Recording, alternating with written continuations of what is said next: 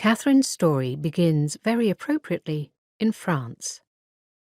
In April 1518, at the royal chateau of Amboise, where Francis I hosted the wedding of her parents as part of the splendid festivities he staged to celebrate the birth of his son, Francois.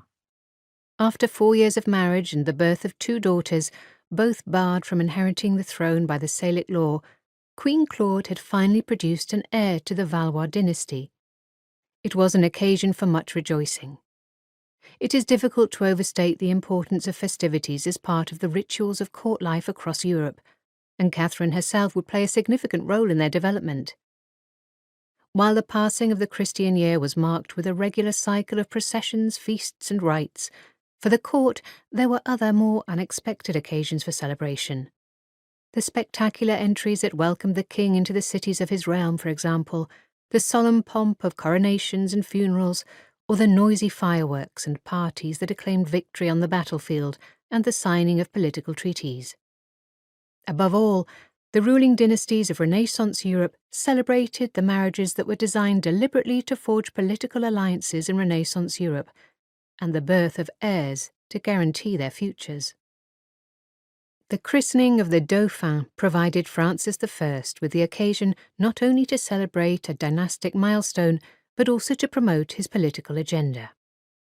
Since his accession to the throne on the 1st of January 1515, his priority had been the restoration of the honour and prestige of the French crown, which had been damaged by the ignominious failure of the Italian campaigns conducted by his 2 predecessors, Charles VIII, 1483–98, and Louis XII, 1498–1515, to assert their rights to Naples and Milan. Francis had inherited legitimate claims to both states, though these were hotly contested by the Emperor, the King of Spain, and the papacy. As the legitimate great-grandson of Gangaleazzo Visconti, the first Duke of Milan, he had a better claim to the title than the Sforza family, an illegitimate branch of the Visconti who had usurped the title in 1450. The situation was complicated by the fact that Milan was an imperial fief, and Emperor Maximilian I refused to recognize Francis's claim. In Naples, which he claimed as heir to the medieval Angevin kings, Francis faced opposition from Spain, who had forced Louis XII's armies to retreat from the kingdom in 1503.